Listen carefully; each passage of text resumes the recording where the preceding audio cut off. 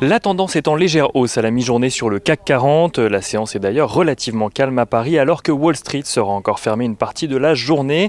Les échanges dépassent à peine les 500 millions d'euros depuis le début de la matinée. Les investisseurs parisiens qui ont toujours en tête la progression de l'épidémie d'un côté et l'espoir d'un futur vaccin de l'autre. Sur ce sujet, les défis logistiques apportent de l'incertitude sur la durée durant laquelle les économies mondiales vont encore devoir subir les mesures de restriction. Sur le vaccin en lui-même, AstraZeneca a annoncé que l'efficacité de son vaccin est remise en cause par plusieurs scientifiques. Lors du test de phase 3, certains patients du seul sous-groupe ayant obtenu 90% d'efficacité ont en effet reçu une demi-dose de vaccin par erreur avant de se voir administrer une dose complète.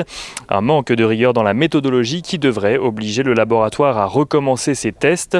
La nouvelle a cependant un impact limité sur l'optimisme des investisseurs alors que ce vaccin était le troisième annoncé et pour le moment celui qui présente le taux d'efficacité le plus faible lors des phases de test. Du côté des statistiques à présent, les prix à la production restent stables en France au mois d'octobre mais reculent de 2% sur un an.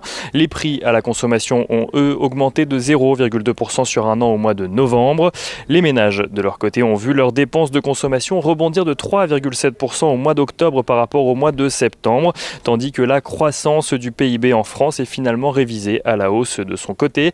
Elle se porte à 18,7% au troisième trimestre selon l'INSEE qui précise néanmoins que le PIB demeure en dessous de son niveau d'avant-crise.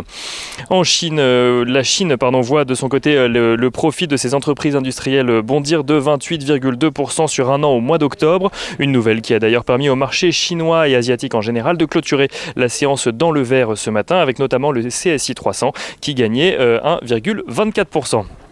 Du côté des valeurs à présent à la Bourse de Paris, la Banque de France tout d'abord a fait savoir via son gouverneur François Villeroy de Galhau qu'elle était favorable à une distribution de dividendes dans le secteur bancaire.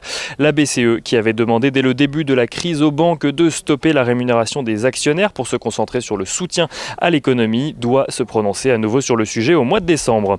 Et en matière de dividendes justement, Saint-Gobain fait savoir que le rebond de ses activités au second semestre lui permet de verser un dividende de 1,33 € au titre de 2020. Une annonce qui intervient à la suite du gel des dividendes 2019 afin de préserver sa trésorerie dans le contexte actuel. Ce local indique de son côté que l'impact du deuxième confinement sera finalement nettement plus limité que le premier. Et Alchimie enfin fait ses premiers pas en bourse aujourd'hui. L'action de la plateforme de streaming française s'échange aux alentours des 15 € à la mi-journée. On regarde rapidement le pétrole qui s'échange toujours aux alentours des 48 $ le baril de Brent. L'once d'or, elle, s'apprécie aux alentours des 1800 $, tandis que l'euro-dollar, lui, dépasse les 1,1920 $ pour 1 euro.